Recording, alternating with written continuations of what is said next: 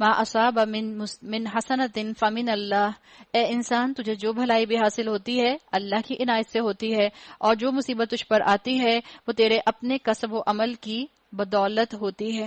Mind set سکھایا گیا، کامیابی میں اللہ کا شکر، ناکامی میں اپنی اصلاح کی کوشش کرو۔ یہی مسئلہ اگر آپ اور میں سمجھ جائیں تو ہم کبھی بھی اپنے آپ کو خوشیوں کے اندر کریڈٹ نہ دیں، اور غمی کے اندر، پریشانیوں کے اندر، مشکلات کے اندر اپنے لیے سیلف امپروومنٹ کا سامان ہم ڈھونڈ لیں۔ اے محمد صلی اللہ علیہ وسلم، ہم نے تم کو لوگوں کے لیے رسول بنا کر بھیجا ہے، اس پر اللہ کی گواہی کافی ہے۔ اگر اللہ رسول کی اطاعت سے مراد مطلب صرف قرآن کا ہوتا تو یہ بات بار اللہ تعالیٰ یہاں تکرار نہ لاتے، اللہ کی اطاعت اور رسول کی اطاعت، اللہ کی اطاعت اور رسول کی اطاعت۔ صرف قرآن اور اللہ کی اطاعت کافی نہیں ہے، رسول کی اطاعت بھی ساتھ میں رکھنی ہوگی۔ جس نے رسول کی اطاعت کی اس نے دراصل اللہ کی اطاعت کی، اور جو منہ موڑ گیا تو بہرحال ہم نے تمہیں ان لوگوں پر پاسبان نہیں بنا کر بھیجا ہے۔ آپ نے ایک کتاب پڑھی ہوگی، اسلام ایٹ کراس روڈ، محمد اسد کی، چھوٹی سی کتاب ہے، اگر آپ کو موقع ملے تو اس کو ضرور پڑھیں۔ ریورٹ تھے محمد اسد، جیو تھے جو ریورٹ ہوئے تھے، اور جرنلسٹ تھے۔ بہت اچھی ان کی کتاب ہے، اس میں آپ کو سنت کی اہمیت کے بارے میں پتہ چلے گا۔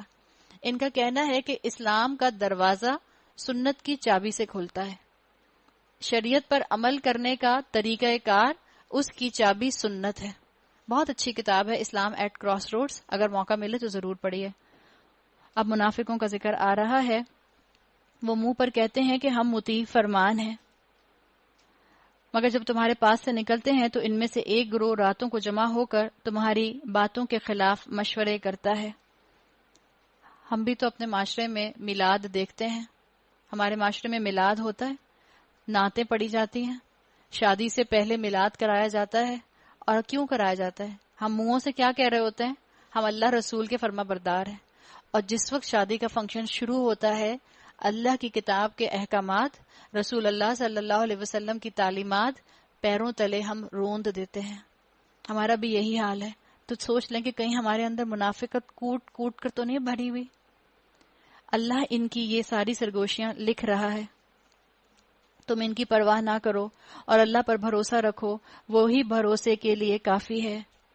کیا یہ لوگ قرآن پر غور نہیں کرتے؟ افلا یتدبرون القرآن، کیا یہ لوگ قرآن پر تدبر نہیں کرتے، قرآن پر ریفلیکٹ نہیں کرتے؟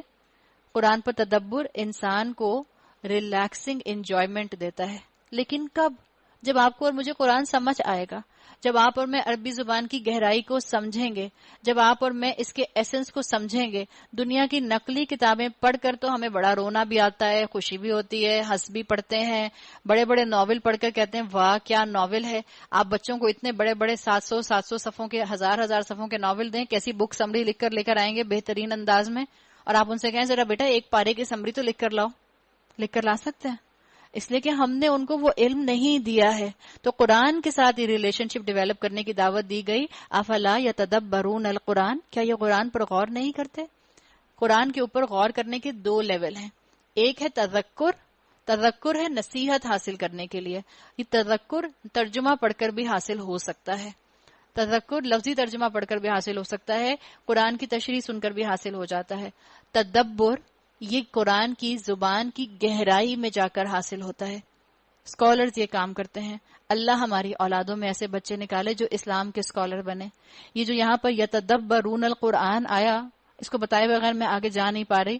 آپ نے قرآن کے اندر دو لفظ پڑھے ہیں، یتدبرو اور پڑھا ہے یدبرو، ایک میں تا آتی ہے اور ایک میں دال پر تشدید آتی ہے۔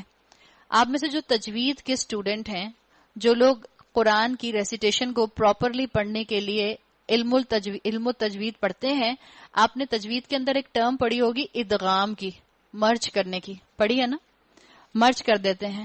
یہ جو لفظ آتا ہے یتدبرو، یہ اس کی مکمل شکل ہے لفظ کی، یتدبرو تا کے ساتھ۔ جب یہ آتا ہے یدبرو تو یہ اس کی ایبریویٹڈ فارم ہے، یعنی مطلب یہ ہے جب یتدبرو آئے گا تو پورے قرآن کی بات ہوگی، جب یدبرو آئے گا تو کسی آیت کی یا کسی فریکشن کی بات ہوگی۔ اور آپ اللہ کی شان دیکھیں، سورہ نساء کی یہ جو آیت ہے، آیت نمبر 82، اس میں آیا افلا یتدبرون القرآن. جب قرآن کا ذکر آیا تو اس کی مکمل فارم آئی تا کے ساتھ، یتدبرو. اور یہی چیز سورہ صاد میں آپ کو ملتی ہے، آیت نمبر 29 میں، وہاں آتا ہے لی یدبروا آیاتہ. جہاں ایک آیت کا ذکر آیا وہاں اس کی ایبریویٹڈ فارم آ گئی. یہ قرآن کی زبان کے معجزے ہیں، اور یہ قرآن کی زبان کا معجزہ نہ تفسیر میں ملتا ہے اور نہ ترجمے میں ملتا ہے. یہ قرآن کی زبان کا معجزہ قرآن کی زبان کے اندر ملتا ہے. اللہ ہمارے وقتوں میں اتنی برکت دے کہ ہم قرآن کی زبان کے معجزے کو سمجھنے کے لیے اپنے گھروں سے نکلیں اور وقت نکالیں. اگر یہ اللہ کے سوا کسی اور کی طرف سے ہوتا تو اس میں بہت کچھ اختلاف بیانی پائی جاتی. یہ لوگ جہاں کوئی اطمینان بخش یا خوفناک خبر سن پاتے ہیں اسے لے کر پھیلا دیتے ہیں، یعنی افواہیں سن کر، ریومر سن کر فوراً ان کو آگے فارورڈ کر دیتے ہیں. اس میں ایک چیز میرے اور آپ کے لیے بھی آتی ہے، ہر ایس ایم ایس کو آگے آنکھیں بند کر کے فارورڈ نہ کیا کریں. اور ہم ایک جگہ فارورڈ نہیں کرتے. ایک تو مسئلہ یہ ہوتا ہے کہ انسان بہت سے واٹس ایپ کے گروپس میں ہوتا ہے، اور ہوتا یہ کہ بہت سے کامن آپ کے کانٹیکٹس ہوتے ہیں. اب ہوتا یہ کہ ایک اللہ کا بندہ، اس کو ایک ویڈیو پسند آ گئی، اب اس نے ایک ویڈیو کو 10 گروپس میں جب تک بھیج نہیں دینا اس کو اگلی سانس نہیں آئے گی. دوسری بات، ہر ایس ایم ایس کو بغیر تحقیق کے آگے نہ بھیج دیں، خاص طور پہ ایسا ایس ایم ایس جس میں لکھا ہو یہ کرو گی تو یہ ہوگا، یہ کرو گی تو یہ ہوگا. اگر اس میں حدیث کا حوالہ ہے، اگر اس کے اندر اللہ کے کلام کا حوالہ ہے تو ٹھیک ہے، نہیں ہے تو اس کو اگنور کر دیں. اکثر واٹس ایپ پہ میسج آتا ہے آپ کے اوپر یہ امانت ہے، آپ نے میسج کھول لیا ہے، اب آپ کو یہ اپنے سارے کانٹیکٹس میں بھیجنا ہے. کیا اس کی کوئی صداقت ہو سکتی ہے؟ جب امانت کب ہوگی؟ جب آپ کا اور میرا کانٹریکٹ ہو گیا، جب میں آپ کے سامنے میں نے ایڈمٹ کر لیا کہ ٹھیک ہے یہ مجھ پر امانت ہو گیا، میں یہ کام کروں گی. جب میں آپ کو جانتی نہیں ہوں، میرا آپ سے کوئی بات ہی نہیں ہوئی، تو کیسے امانت ہو سکتا ہے؟ اتنے معصوم لوگ ہوتے ہیں، پھر وہ پوچھتے ہیں کیا ہم اس کو اپنے کانٹیکٹ میں فارورڈ کر دیں؟ نہیں، ضرورت نہیں ہے، اگنور کر دیں. پتہ نہیں کتنی سچائی ہے. اگر اس میں کسی کے لیے دعا کا لکھا ہے، آپ وہیں آنکھیں بند کر کے، آنکھیں کھول کر ایک مرتبہ دعا کر لیجئے، اللہ تعالیٰ انشاءاللہ آپ کی دعا کسی کنسرن بندے تک پہنچا دیں گے. حالانکہ اگر یہ اسے رسول اور اپنی جماعت کے ذمہ دار اصحاب تک پہنچائیں تو وہ ایسے لوگوں کے علم میں آ جائے جو ان کے درمیان اس بات کی صلاحیت رکھتے ہیں کہ اس سے صحیح نتیجہ اخذ کریں. تم لوگوں پر اللہ کی مہربانی اور رحمت نہ ہوتی تو تمہاری کمزوریاں ایسی تھیں کہ معدود چند کے سوا تم سب شیطان کے پیچھے لگ گئے ہوتے. یعنی اللہ تعالیٰ جو ہیں وہ ڈیمیج کنٹرول کر لیتے ہیں. بس اے نبی صلی اللہ علیہ وسلم، تم اللہ کی راہ میں لڑو، تم اپنی ذات کے سوا کسی اور کے لیے ذمہ دار نہیں ہو. البتہ اہل ایمان کو لڑنے پر اکساؤ، بعید نہیں کہ اللہ کافروں کا زور توڑ دے.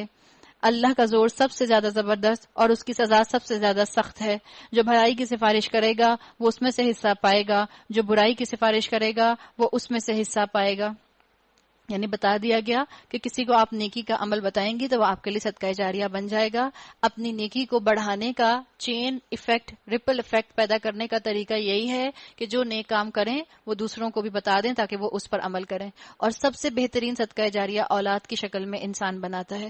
اس لیے کہ آپ سے ایک نیک عمل سیکھ کر آپ کی اولاد نے فالو کیا، آپ کی اولاد سے ان کی اولاد نے، ان سے ان کی اولاد نے، ان سے ان کی اولاد نے، اور یہ پھر ریپل ایفیکٹ بنتا جاتا ہے. اور اللہ ہر چیز پر نظر رکھنے والا ہے.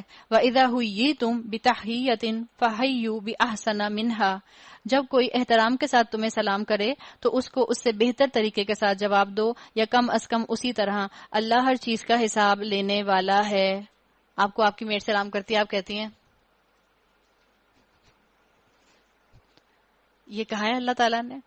اللہ نے کہا ہے جب تمہیں کوئی سلام کرے خالی سر مت ہلا دو، خالی آنکھیں مت بند کر دو، بلکہ اچھی طرح جواب دو. کہو وعلیکم السلام، پوری طرح جواب دو.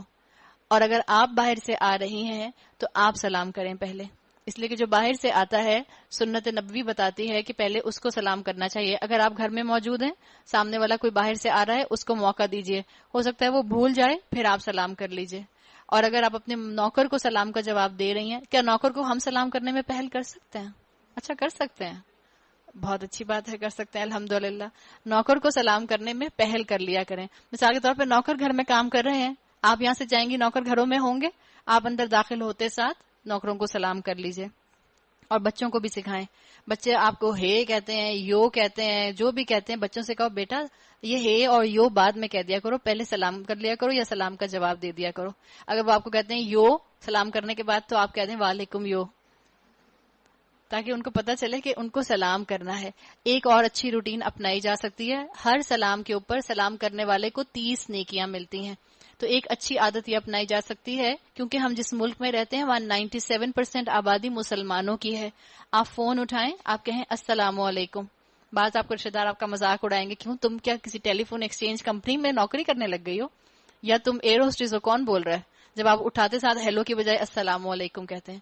کوئی بات نہیں، آپ کو 30 نیکیوں کا اجر مل جائے گا. بچوں کو بھی عادت ڈالیں، جب فون اٹھائیں تو ہیلو کی بجائے السلام علیکم کہیں، کیونکہ یہاں ہمیں چانسز یہی ہیں کہ جو ہمیں سامنے والا فون کرے گا وہ مسلمان ہی ہوگا. تو اللہ تعالیٰ نے سلام کی ترغیب دی. رسول اللہ صلی اللہ علیہ وسلم کی حدیث میں آتا ہے افشوا السلام بینکم، اپنے درمیان سلام کو عام کرو، اور اللہ تعالیٰ سلام کرنے میں پہل کرنے والے کو 30 نیکیاں عطا کرتے ہیں. حدیث کا مفہوم یہ بھی آتا ہے کہ سلام میں پہل کرنا انسان کے تکبر کو توڑ دیتا ہے. چھوٹے ہر وقت جو ہیں وہ کوشش کریں بڑوں کو سلام کریں، اور بڑے یہ نہ سمجھیں کہ چھوٹے کو چاہیے مجھے سلام کرے، اور اگر چھوٹے نے سلام نہیں کیا تو میں بھی سلام نہیں کرتی. یہ بھی ہمارے ہاں، ہمارے خاندانوں میں، ہمارے ملک میں، ہمارے معاشرے میں، ہمارے کلچر میں بات آ گئی ہے، جو غلط بات ہے. جو اچھی روایات ہیں ان کو اپنائیں، جو غلط روایات ہیں ان کو چھوڑ دیں. اللہ وہ ہے جس کے سوا کوئی خدا نہیں ہے، وہ تم سب کو اس قیامت کے دن جمع کرے گا جس کے آنے میں کوئی شبہ نہیں ہے. وہ اللہ کی بات سے بڑھ کر سچی بات اور کس کی ہو سکتی ہے. جب آپ کے دل میں قرآن کے احکامات کے بارے میں شک آئے، یا کوئی اور آپ کے دل میں قرآن کے احکامات کے بارے میں شک ڈالے، آپ یہ والی آیت پڑھ لیا کریں، وَمَنْ أَصْدَقُ مِنَ اللَّهِ حَدِيثًا، اللہ سے زیادہ سچی بات اور کس کی ہو سکتی ہے. پھر یہ تمہیں کیا ہو گیا ہے کہ منافقین کے بارے میں تمہارے درمیان 2 رائیں پائی جاتی ہیں، حالانکہ جو برائیاں انہوں نے کمائی ہیں ان کی بدولت اللہ انہیں الٹا پھیر چکا ہے.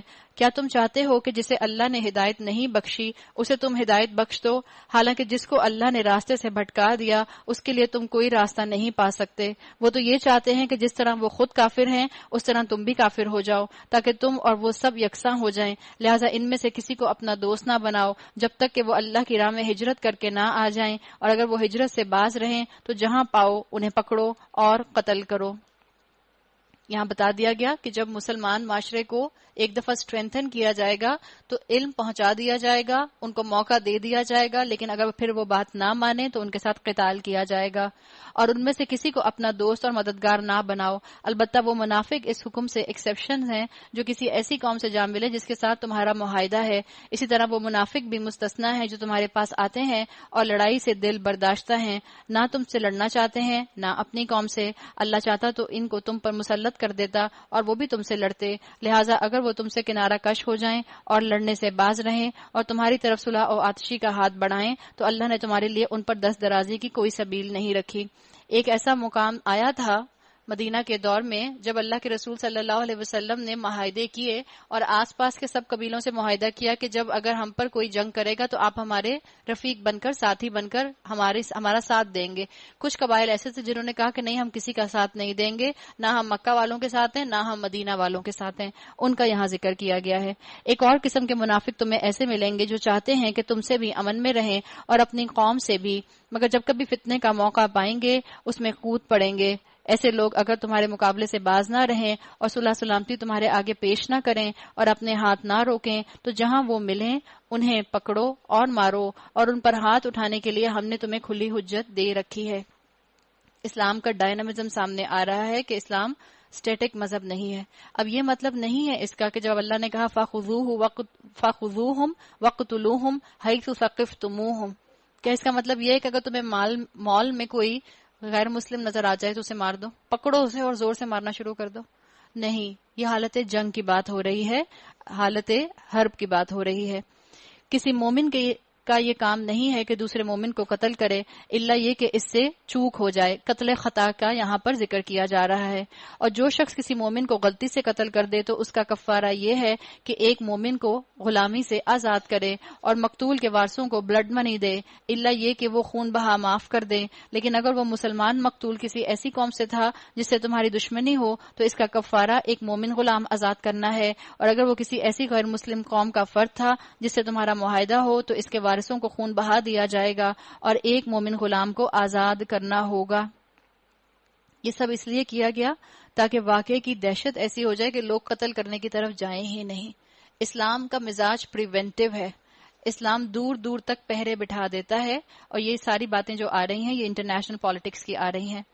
پھر جو غلام نہ پائے، اللہ کو معلوم تھا کہ ایک وقت ایسا آئے گا جب غلام اویلیبل نہیں ہوں گے، جب سلیوری ختم ہو جائے گی۔ وہ پے در پے 2 مہینے کے روزے رکھے۔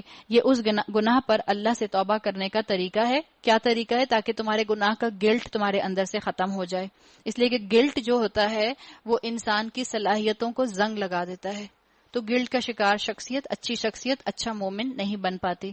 اللہ علیم اور دانا ہے۔ رہا وہ شخص جو کسی مومن کو جان بوجھ کر قتل کرے تو سزائیں دیکھ ذرا، جس نے جان بوجھ کر قتل کیا تو ذرا سزائیں گنے کتنی بتائی ہیں، پھر مجھے بتائے گا کتنی ہوئی۔ تو اس کی جزا جہنم ہے جس میں وہ ہمیشہ رہے گا، اس پر اللہ کا غضب اور اس کی لعنت ہے، اور اللہ نے اس کے لیے سخت عذاب مہیا کر رکھا ہے۔ فجزاؤہ جہنم ایک سزا، خالدن فیہا دوسری سزا، وغضب اللہ علیہ تیسری سزا، ولعنہ چوتھی سزا، وعد لہ عذابا عظیما اللہ نے اس کے لیے سخت عذاب مہیا کر رکھا ہے، پانچویں سزا۔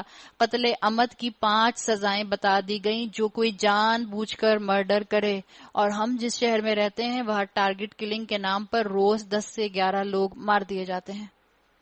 لوگوں کو علم نہیں ہے، ہمیں بھی نہیں علم تھا، جب تک میں نے قرآن نہیں پڑھا تھا مجھے بھی نہیں معلوم تھا کہ کسی کو جان بوجھ کر قتل کیا جائے تو اس کی 5 سزائیں اللہ کے ہیں، اور اتنی سخت سزائیں ہیں۔ علم پھیلانے کی ضرورت ہے، علم پھیلائیں، پہلے لوگوں میں قرآن کو عام کریں، ان کی تربیت کریں، بعد میں ڈنڈا کام آئے گا، اس سے پہلے ڈنڈا کام نہیں آئے گا۔ اے لوگو جو ایمان لائے ہو، جب تم اللہ کی راہ میں جہاد کے لیے نکلو تو دوست دشمن میں تمیز کرو، اور جو تمہاری طرف سلام سے تقدیم کرے اسے فوراً نہ کہہ دو کہ تم مومن نہیں ہو، یعنی ججمنٹل نہ ہو کسی کے بارے میں۔ اگر تم دنیا کے فائدے چاہتے ہو تو اللہ کے پاس تمہارے لیے بہت سے اموال غنیمت ہیں، آخر اسی حالت میں خود تم بھی رہ چکے ہو، پھر اللہ نے تم پر احسان کیا، لہٰذا تحقیق سے کام لو، جو کچھ تم کرتے ہو اللہ اس سے باخبر ہے۔ اللہ تعالیٰ نے یہاں پر یہ بتا دیا کہ تم بھی اس سے پہلے مومن نہیں تھے، کٹنگ ڈاؤن ٹو سائز۔ اللہ نے مجھے اور آپ کو سیدھا کر دیا کہ اگر تمہیں کوئی انسان اس وقت عمل میں پیچھے نظر آتا ہے تو ججمنٹل ہونے کی ضرورت نہیں ہے، اس کو سپورٹ کرو، علم میں اس کو آگے بڑھانے کے لیے اب اس کے مددگار بن جاؤ۔ مسلمانوں میں سے وہ لوگ جو کسی کمزوری کے بغیر گھر بیٹھے رہتے ہیں اور وہ جو اللہ کی راہ میں جان و مال سے جہاد کرتے ہیں، دونوں کی حیثیت یکساں نہیں ہے۔ اللہ نے بیٹھنے والوں کی بنسبت جان و مال سے جہاد کرنے والوں کا درجہ بڑھا رکھا ہے، اگرچہ ہر ایک کے لیے اللہ نے بھلائی کا وعدہ فرمایا ہے، مگر اس کے ہاں مجاہدوں کی خدمات کا معاوضہ بیٹھنے والوں سے زیادہ ہے۔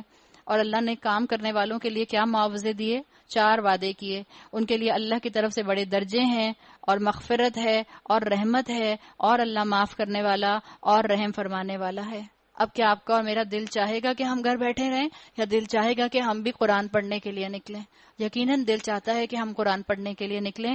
آپ صلی اللہ علیہ وسلم کی حدیث میں آتا ہے کہ جو ایک قدم چلتا ہے، من سلک طریقا یلتمس فیہ علما سہل اللہ لہ طریقا الی الجنہ، جو ایک راستے پر چلتا ہے، ایک قدم آگے بڑھتا ہے علم حاصل کرنے کے لیے، اللہ اس کو جنت کے راستے پر چلا دیتا ہے۔ اللہ تعالیٰ کے رسول صلی اللہ علیہ وسلم نے کہا، علم حاصل کرنے والے کے لیے سمندر کی مچھلیاں اور پرندے دعائیں کرتے ہیں۔ آپ اس وقت یہاں بیٹھ کر قرآن پڑھ رہی ہیں، اس وقت آپ امیجن کریں جتنی بھی سمندر میں مچھلیاں ہیں اور جتنے بھی باہر پرندے ہیں وہ آپ کی اور میرے لیے دعا کر رہے ہیں۔ دل میں ایک کتنا سکون آتا ہے۔ اللہ مجھے اور آپ کو علم کی راہ پر اپنے پیروں کو گرد آلود کرنے کی توفیق عطا فرمائے۔ جو لوگ اپنے نفس پر ظلم کر رہے تھے ان کی روحیں جب فرشتوں نے قبض کی، یہ کون تھے جو لوگ اپنے نفس پر ظلم کر رہے تھے؟ وہ لوگ جو شریعت پر عمل نہیں کر رہے تھے۔ ان کی روحیں جب فرشتوں نے قبض کی تو ان سے پوچھا کہ یہ تم کس حال میں مبتلا تھے؟ انہوں نے جواب دیا، ایکسکیوزز دیں گے، ہم زمین میں کمزور اور مجبور تھے، ہمارا سوشل پریشر تھا، ہم کیا کریں، ہم جس سٹیٹس پر رہتے تھے اس سٹیٹس میں رہ کر ہم شریعت کا یہ حکم مان نہیں سکتے تھے، ہمارا جس خاندان سے تعلق ہے خاندان میں کوئی بھی ایسا کام نہیں کرتا تو ہمارے لیے کرنا بہت مشکل تھا، ایکسکیوزز دیے۔ فرشتوں نے کہا، کیا خدا کی زمین وسیع نہ تھی کہ تم اس کے اندر ہجرت کر جاتے؟ کیا ایسی جگہ نہیں تھی جہاں تم اللہ کے احکامات پر پوری طرح عمل کر پاتے؟ اللہ نے تو پوری دنیا کے اوپر اپنی ملکیت ظاہر کی ہے، اللہ پوری دنیا کا مالک ہے، تو تم نے ہجرت کیوں نہ کی؟ یہ وہ لوگ ہیں جن کا ٹھکانہ جہنم ہے اور بڑا ہی برا ٹھکانہ ہے۔ ہاں، جو مرد، عورتیں اور بچے واقعی بے بس ہیں اور نکلنے کا کوئی اور راستہ اور ذریعہ نہیں پاتے، بعید نہیں کہ اللہ انہیں معاف کر دے۔ اللہ بڑا معاف کرنے والا اور درگزر فرمانے والا ہے۔ جو کوئی اللہ کی راہ میں ہجرت کرے گا، وَمَن يُحَاجِرْ فِي سَبِيلِ اللَّهِ، جو کوئی اللہ کی راہ میں ہجرت کرے گا۔ اسکالرز کہتے ہیں کہ آج وطن چھوڑنا ہجرت نہیں ہے، اس لیے کہ آج کوئی دارالسلام نہیں ہے۔ تو وطن چھوڑنے کی اور کئی وجوہات ہو سکتی ہیں، لیکن اسلام کی جگہ پر جا کر اپنے قدم جمانے کے لیے اگر آپ کہتے ہیں کہ میں ہجرت کر رہی ہوں تو اسکالرز کے مطابق وہ بات مناسب نہیں ہے، اس لیے کہ آج وہ کہتے ہیں کوئی دارالسلام نہیں ہے۔ وہ زمین میں پناہ لینے کے لیے بہت جگہ اور بسر اوقات کے لیے بڑی گنجائش پائے گا، اور جو اپنے گھر سے اللہ اور اللہ کے رسول کی طرف ہجرت کے لیے نکلے، پھر راستے ہی میں اسے موت آ جائے، اس کا اجر اللہ کے ذمے واجب ہو گیا۔ یعنی مثال کے طور پر ابھی اس جگہ پہنچا نہیں تھا۔ ایک استاد نے بڑی اچھی مثال دی، انہوں نے کہا مثال کے طور پر آپ قرآن سن رہی ہیں رمضان کے مہینے میں، اور آپ کے دل میں خواہش پیدا ہوئی کہ اچھا اب میں ایک مسلمان عورت کی آئیڈینٹی کے طور پر اپنے آپ کو رکھوں گی، اب میں حجاب پہننا شروع کر دوں گی، لیکن اللہ نے موقع نہیں دیا، موت آ گئی، تو اللہ اجر آپ کا لکھ دے گا، اللہ آپ کو اجر دے دے گا انشاءاللہ۔ اللہ بہت بخشنے والا اور رحم فرمانے والا ہے۔ آپ صلی اللہ علیہ وسلم سے پوچھا گیا کہ سب سے بہترین ہجرت کون سی ہے؟ ایو الہجرت افضل یا رسول اللہ؟ آپ صلی اللہ علیہ وسلم نے فرمایا ان تہجر ما کرہ ربک، کہ تو اپنے نفس سے وہ ساری چیزیں چھوڑ دے جو تیرے رب کو پسند نہیں ہیں۔ ہجرت کرنا، کہاں ہجرت کرنی ہے آپ نے اور میں نے؟ ابھی آپ اور میں ایک ہجرت کر کے تھوڑی دیر کے لیے اپنے گھروں سے باہر آئے ہیں، واپس انہی گھروں میں جائیں گے۔ آپ کو اور مجھے انہی گھروں کی چار دیواری میں رہتے ہوئے ہجرت کرنی ہے۔ مجھے اور آپ کو بدعات سے ہجرت کرنی ہے، مجھے اور آپ کو غیر اسلامی رسومات سے ہجرت کرنی ہے، مجھے اور آپ کو منکرات سے ہجرت کرنی ہے، مجھے اور آپ کو جھوٹ، دھوکہ اور غیبت اس سے ہجرت کرنی ہے، بری عادتوں سے ہجرت کرنی ہے، حرام کمائی اور سود سے ہجرت کرنی ہے۔ یہ ہے آپ کا اور میرا جہاد، اور جو بھی یہ جہاد کرے گا اللہ تعالیٰ نے بتا دیا کہ اس کے لیے اللہ بخشنے والا اور رحم فرمانے والا ہے۔ اور یاد رکھیں، ہجرت چاہے ملک چھوڑنا ہو، چاہے نفس کی پسندیدہ چیزیں چھوڑنا ہو، چاہے اپنے خاندان میں سٹینڈ لینا ہو، تھوڑی دیر کی تنہائی ضرور آتی ہے۔ جیسے ملک چھوڑنے پر تنہائی آتی ہے، ایسے ہی آپ جب اپنے خاندان میں رہتے ہوئے کسی غیر اسلامی رسم میں اپنی شرکت نہیں کرتی تو بھی تنہائی آتی ہے۔ جب سب خاندان والے ایک طرف اکٹھے ہو کر انجوائے کر رہے ہوتے ہیں اور آپ اکیلی گھر میں بیٹھی ہوتی ہیں، بظاہر دل اندر سے جل رہا ہوتا ہے کہ سب اکٹھے ہیں اور میں یہاں ہوں، لیکن اللہ کی خاطر انسان اپنے آپ کو سکون دل میں رکھتا ہے کہ میں اللہ کی بات مان رہی ہوں، تو یہ تنہائی مجھے مبارک ہے۔ اور جب تم لوگ سفر کے لیے نکلو تو کوئی مذائقہ نہیں اگر نماز میں اختصار کر لو، قصر نماز کی بات ہے، خصوصاً جبکہ تمہیں اندیشہ ہو کہ کافر تمہیں ستائیں گے، کیونکہ وہ کھلم کھلا تمہاری دشمنی پر تلے ہوئے ہیں۔ آج کل بھی ہم سفر میں قصر کرتے ہیں۔ اللہ کے رسول صلی اللہ علیہ وسلم نے کہا کہ یہ سفر کی نماز جو ہے یہ امن کی حالت میں صدقے کی طور پر مسلمانوں کو دی گئی ہے، تو جنگ کی حالت میں بھی قصر کی جائے گی، سفر کی حالت میں بھی قصر کی جائے گی، اور آپ امن کا سفر کر رہی ہیں تو بھی نماز قصر کی جائے گی۔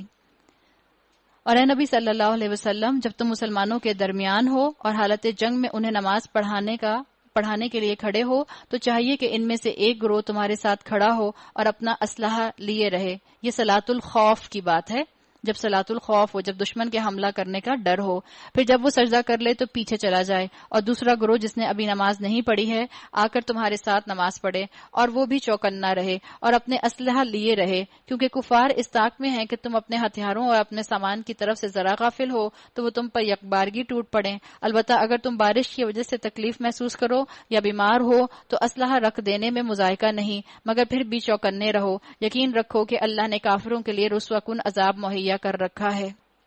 نماز کے لیے اللہ تعالیٰ نے بتا دی بات کہ جنگ کے میدان میں بھی ایکسکیوز نہیں ہے۔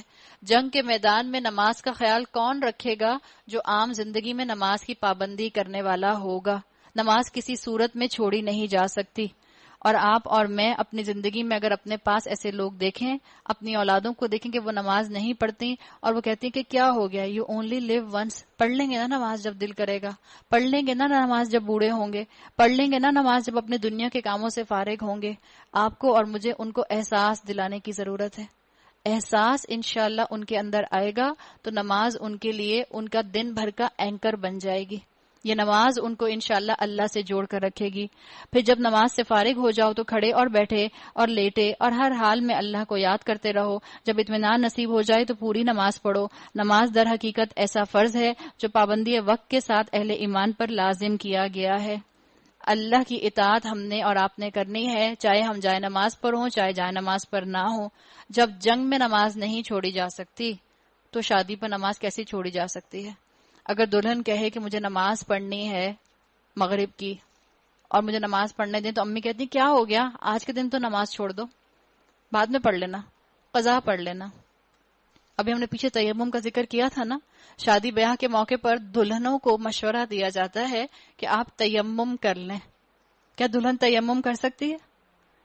تیمم صرف اس صورت میں ہوتا ہے جب پانی میسر نہ ہو. اپنا میک اپ بچانے کے لیے 50 کا 60 کا 70 کا اس میک اپ کو بچانے کے لیے تیمم نہیں کیا جا سکتا. سوچ سمجھ کر مسلمان عمل کرتا ہے. مسلمان کی عبادت جیسے جائے نماز پر ہوتی ہے ایسے ہی جائے نماز لپیٹنے کے بعد بھی قائم رہتی ہے. اس گروہ کے تعاقب میں کمزوری نہ دکھاؤ. اگر تم تکلیف اٹھا رہے ہو تو تمہاری طرح وہ بھی تکلیف اٹھا رہے ہیں. جب دنیا میں آپ صلی اللہ علیہ وسلم کو یہ بات بتا دی گئی، ابھی آپ دیکھیں آیت آ رہی ہے، اور تم اللہ سے اس چیز کے امیدوار ہو جس کے وہ امیدوار نہیں ہیں. اللہ سب کچھ جانتا ہے اور وہ حکیم اور دانا ہے.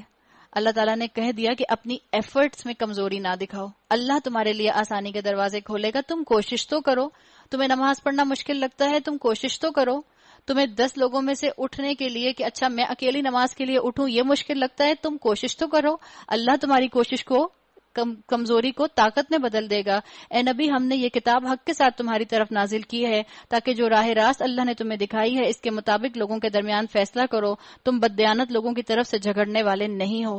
جب دنیا میں آپ صلی اللہ علیہ وسلم کو بددیانت لوگوں سے ان کی سفارش کرنے سے روک دیا گیا تو آخرت میں بددیانت امت کی سفارش کرنے کے لیے آپ صلی اللہ علیہ وسلم کو کیسے اجازت دی جا سکتی ہے؟ اور اللہ سے درگزر کی درخواست کرو، وہ بڑا درگزر فرمانے والا اور رحیم ہے. ہم نے یہ کیسے سوچ لیا کہ ہم دھوکے باز مسلمان ہیں، جھوٹ بولنے والے مسلمان ہیں اور جنت میں چلے جائیں گے؟ کسی شاعر نے کہا کہ رسول اللہ نے میری گناہوں کی کتاب اپنی کالی کملی میں چھپا لی. نعوذ باللہ. ہم اللہ کے رسول صلی اللہ علیہ وسلم پر بددیانتی کا الزام لگاتے ہیں. ہماری بددیانتی کا یہ حال ہو گیا. سوچ سمجھ کر عمل کرنا، سوچ سمجھ کر بولنے والا مومن ہوتا ہے. جو لوگ اپنے نفس سے خیانت کرتے ہیں تم ان کی حمایت نہ کرو. اللہ کو ایسا شخص پسند نہیں جو خیانت کار اور معصیت پیشہ ہو. یہ لوگ انسانوں سے اپنی حرکات چھپا سکتے ہیں مگر اللہ سے نہیں. یستخفون من الناس ولا یستخفون من اللہ. اللہ سے نہیں چھپا سکتے. وہ تو اس وقت بھی ان کے ساتھ ہوتا ہے جب یہ راتوں کو چھپ کر اس کی مرضی کے خلاف مشورے کرتے ہیں. ان کے سارے اعمال پر اللہ محیط ہے. ہاں تم لوگوں نے ان مجرموں کی طرف سے دنیا کی زندگی میں تو جھگڑا کر لیا مگر قیامت کے روز ان کے لیے اللہ سے کون جھگڑا کرے گا؟ آخر وہاں کون ان کا وکیل ہوگا؟ اگر کوئی شخص برا فعل کر گزرے یا اپنے نفس پر ظلم کر جائے تو اس کے بعد اللہ سے درگزر کی درخواست کرے تو اللہ کو درگزر کرنے والا اور رحیم پائے گا. بڑے سے بڑے گناہ کر کے بھی اللہ سے نا امید نہ ہو.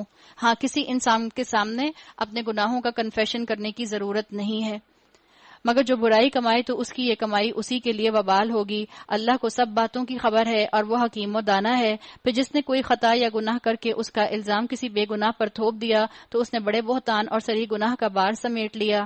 اے نبی صلی اللہ علیہ وسلم، اگر اللہ کا فضل تم پر نہ ہوتا اور اس کی رحمت تمہارے شامل حال نہ ہوتی تو ان میں سے ایک گروہ نے تو تمہیں غلط فہمی میں مبتلا کرنے کا فیصلہ کر ہی لیا تھا. حالانکہ در حقیقت وہ خود اپنے سوا کسی کو غلط فہمی میں مبتلا نہیں کر رہے تھے اور تمہارا کوئی نقصان نہ کر سکتے تھے. اللہ نے تم پر کتاب اور حکمت نازل کی ہے اور تم کو وہ کچھ بتایا ہے جو کچھ تمہیں معلوم نہ تھا. اس کا فضل تم پر بہت ہے. لا خیر فی کثیر من نجواہم. لوگوں کی خفیہ سازشوں میں اکثر و بیشتر کوئی بھلائی نہیں ہوتی. نجوا سے مراد ہے سرگوشی. نجوا سے باقی محفل کے جو لوگ ہوتے ہیں ان میں بھی ایک دوسرے کے خلاف جو ہے وہ ریزنٹمنٹ آ سکتا ہے. نجوہ یہ بھی ہوتا ہے کہ جہاں آپ بیٹھے ہیں اس ماحول کی زبان بولنے والے لوگوں کے علاوہ کوئی زبان بولنا شروع کر دیں. وہ جیسے پہلے زمانے میں لوگ فیک ہی بولی بولا کرتے تھے جو آدھے لوگوں کو سمجھ آتی تھی اور آدھے لوگوں کو سمجھ نہیں آتی تھی. تو یہاں بتا دیا گیا کہ یہ چیز جو ہے اس سے رک جاؤ. ہاں اگر کوئی پوشیدہ طور پر صدقہ و خیرات کی تلقین کرے یا کسی نیک کام کے لیے یا لوگوں کے معاملات میں اصلاح کرنے کے لیے کسی سے کچھ کہے تو یہ البتہ بھلی بات ہے، اور جو کوئی اللہ کی رضا جوئی کے لیے ایسا کرے گا اسے ہم بڑا اجر عطا کریں گے. مگر جو شخص رسول کی مخالفت پر کمر بستہ ہو، وَمَن يُشَاقِقِ الرَّسُولَ، اور اہل ایمان کی روش کے سوا کسی اور روش پر چلے، درا حالانکہ اس پر راہ راست واضح ہو چکی ہو، تو اس کو ہم اسی طرف چلائیں گے جدھر وہ خود پھر گیا، اور اسے جہنم میں جھونکیں گے جو بدترین جائے قرار ہے. رسولوں کا مومنوں کا راستہ چھوڑ کر نئے راستے نکالنے والوں کے لیے اللہ نے انجام بتا دیا. آپ صلی اللہ علیہ وسلم کی حدیث کا مفہوم آتا ہے یہودی 71 فرقوں میں، نصارہ 72 فرقوں میں اور مسلمان 73 فرقوں میں تقسیم ہو جائیں گے. مراد کیا تھی؟ نمبر بتانے سے مطلب یہ نہیں تھا کہ لٹرلی 73 سیکٹس میں تبدیل ہو جائیں گے، تقسیم ہو جائیں گے. مراد تھی کثرت بتانے کی، کتنی کثرت ہوگی. صحابہ نے پوچھا ان میں سے نجات پانے والا طبقہ کون سا ہوگا؟ آپ صلی اللہ علیہ وسلم نے فرمایا ما انا علیہ و اصحابی، جو میرے اور میرے صحابہ کے عمل پر ہوگا. اللہ کے ہاں بس شرک کی بخشش نہیں ہے، اس کے سوا اور سب کچھ معاف ہو سکتا ہے جسے وہ معاف کرنا چاہے. جس نے اللہ کے ساتھ کسی کو شریک ٹھہرایا وہ تو گمراہی میں بہت دور نکل گیا. وہی تینوں شرک کی کیٹیگریز اپنے ذہن میں رکھ لیجئے: شرک فی الذات، شرک فی الحقوق، شرک فی الصفات. وہ اللہ کو چھوڑ کر دیویوں کو معبود بناتے ہیں اور اس باغی شیطان کو معبود بناتے ہیں جس کو اللہ نے لعنت زدہ کیا ہے. وہ اس شیطان کی اطاعت کر رہے ہیں جس نے اللہ سے کہا تھا میں تیرے بندوں سے ایک مقررہ حصہ لے کر رہوں گا. کھلا چیلنج اس نے اللہ کو دیا تھا اور کیا کہا تھا؟ میں انہیں بہکاؤں گا، میں انہیں آرزوؤں میں الجھاؤں گا، میں انہیں حکم دوں گا، وہ میرے حکم سے جانوروں کے کان پھاڑیں گے، یعنی عجیب عجیب حرکتیں کریں گے، پیئرسنگ کریں گے. آج کہاں کہاں پیئرسنگ کروا رہے ہیں بچے اور بچیاں. اللہ ہمارے بچے اور بچیوں کو شیطان کے دھوکے سے محفوظ رکھے. اور میں انہیں حکم دوں گا کہ میرے حکم سے خدائی ساخت میں رد و بدل کریں. یہ چیز فلا یغیرن خلق اللہ، اللہ کی ساخت میں تبدیلی. اسکالرز کہتے ہیں کہ اس کی اجازت نہیں. ٹیٹوز وغیرہ بھی اسی کے اندر آ جاتے ہیں. ہاں ریکنسٹرکٹیو سرجری کرائی جا سکتی ہے، لیکن اپنے چہرے کو بیوٹیفائی کرنے کے لیے پلاسٹک سرجری یا کاسمیٹک سرجری نہیں کرائی جا سکتی. اسی طرح سے بوٹاکس وغیرہ کرانا، یہ چیز بھی فلا یغیرن خلق اللہ کے اندر آتی ہے، اس کی بھی اجازت نہیں ہے. کوئی بھی ایسی تبدیلی جو مستقل تبدیلی ہو، پرماننٹ تبدیلی ہو، وہ انسان نہیں کرا سکتا، وہ شیطان کے عمل میں سے آئے گی. اور آج ہم جانتے ہیں کہ کروڑوں روپیہ اس سرجری کے اوپر، کاسمیٹک سرجری کے اوپر خرچ ہو رہا ہے. اس شیطان کو جس نے اللہ کی بجائے اپنا ولی اور سرپرست بنا لیا، وہ سری نقصان میں پڑ گیا. وہ ان لوگوں سے وعدے کرتا ہے اور انہیں امیدیں دلاتا ہے، مگر شیطان کے سارے وعدے بجز فریب کے اور کچھ نہیں. وعدے کیا کرتا ہے کہ تمہاری زندگی اچھی ہو جائے گی اگر تم نے سرجری کروا لی. یہ شیطان کے وعدے ہیں. اللہ نے کہا جھوٹے وعدے کرتا ہے.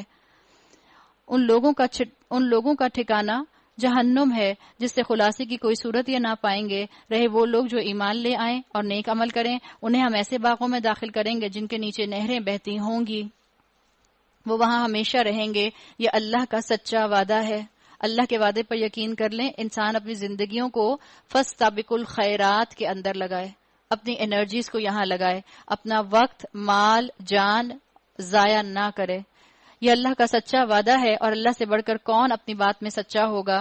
انجام کار نہ تمہاری آرزوؤں پر موقوف ہے، نہ اہل کتاب کی آرزوؤں پر. جو بھی برائی کرے گا اس کا پھل پائے گا، اور اللہ کے مقابلے میں اپنے لیے کوئی حامی اور مددگار نہ پا سکے گا. وَمَن يَعْمَلْ مِنَ الصَّالِحَاتِ مِن ذَكَرٍ أَوْ أُنثَىٰ وَهُوَ مُؤْمِنٌ، اور بشرطے کہ وہ مومن ہو تو ایسے، اور جو بھی نیک عمل کرے گا خواہ مرد ہو یا عورت، بشرطے کہ وہ مومن ہو، تو ایسے لوگ جنت میں داخل ہوں گے اور ان کی ذرا برابر حق تلفی نہ ہوگی. یہ بالکل ایسے ہے کہ ایک بچہ پرفیکٹ پیپر کرے ایگزام کے دن ایگزامینیشن ہال میں بیٹھ کے، اور پھر وہ ایگزامینیشن ہال سے اٹھتے ہوئے اپنا پیپر ایگزامینر کو دینے کی بجائے اپنے بیگ میں ڈال لے. اس کا مطلب ہے اس نے اپنا نقصان کیا. تو اللہ تعالیٰ کسی کی حق تلفی نہیں کرتا. انسان خود اپنے کاموں کے اندر ایسے کام کر جاتا ہے جس کی وجہ سے اس کی نیکیاں ضائع ہو جاتی ہیں. اس شخص سے بہتر اور کس کا طریقہ زندگی ہو سکتا ہے جس نے اللہ کے آگے سر تسلیم خم کر دیا، اپنا رویہ نیک رکھا اور یکسو ہو کر ابراہیم کے طریقے کی پیروی کی. واتخذ اللہ ابراہیم خلیلا، اور اس ابراہیم کے طریقے کی جسے اللہ نے اپنا دوست بنا لیا تھا. آسمانوں اور زمین میں جو کچھ ہے اللہ کا ہے. وَلِلَّهِ مَا فِي السَّمَاوَاتِ وَمَا فِي الْأَرْضِ وَكَانَ اللَّهُ بِكُلِّ شَيْءٍ مُحِيطًا، اور اللہ ہر چیز پر محیط ہے. اللہ تعالیٰ مجھے اور آپ کو ابراہیم علیہ السلام کی سنتوں کو زندہ کرنے کی توفیق عطا فرمائے. اللہ تعالیٰ ہم سب کی عبادتیں قبول فرمائے. جو بیمار ہیں اللہ ان سب کو صحت کاملہ عطا فرمائے، اور اللہ صحت اور ایمان کے ساتھ، عبادت کی اسٹرینتھ کے ساتھ، ایمان کی اسٹرینتھ کے ساتھ ہمیں با عمل مسلمان بنائے اور روزے رکھنے کی توفیق عطا فرمائے. بارک اللہ لی و لکم فی القرآن الحکیم ونفعنی و ایاکم بآیات و ذکر الحکیم.